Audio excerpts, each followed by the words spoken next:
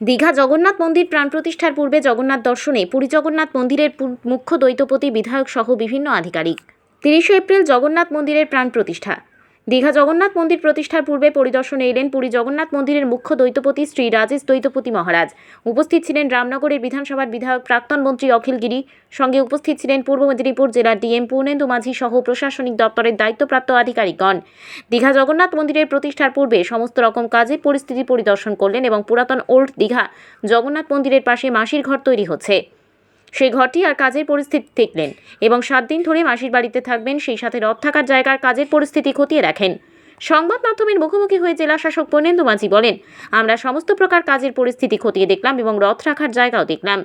দীঘা জগন্নাথ মন্দিরের প্রাণ প্রতিষ্ঠার পূর্বে পূজা অর্চনার বিভিন্ন বিষয় দেখেন পুরী জগন্নাথ মন্দিরের মুখ্য দ্বৈতপতি শ্রী রাজেশ দ্বৈতপতি মহারাজ। সঙ্গে রামনগর বিধানসভার বিধায়ক অখিল গিরি উপস্থিত থেকে সমস্ত রকম পরিদর্শন করেন।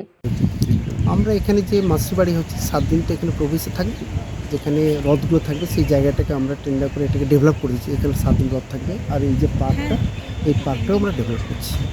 আর নতুন ঘাট না, ঘাট তো ইরিগেশন ডিপার্টমেন্ট ঘাট করছি, জাস্ট এই মানে আমাদের মন্দিরের পিছনে ঘাট হচ্ছে, সব কাজগুলো আমরা টেক আপ করেছি। জয় জগন্নাথ। বহুত কম সময়ের মধ্যে আজকে বেঙ্গলে মাননীয় মুখ্যমন্ত্রী জগন্নাথ মন্দিরকে যে তেবারি যারা করছে, এখন যারা গ্রুপ নিয়েছে কাজ করছে, ওরা একদম নিষ্ঠাভাবে যেভাবে কাজ করছে, প্রায় 90% কাজ হয়ে গেছে আর 10% কাজ আছে। নিশ্চিন্তভাবে এরা যেরকম দিনরাত লেগে কাজ করছে, নিশ্চিন্তভাবে সমস্ত কাজ সম্পন্ন হবে।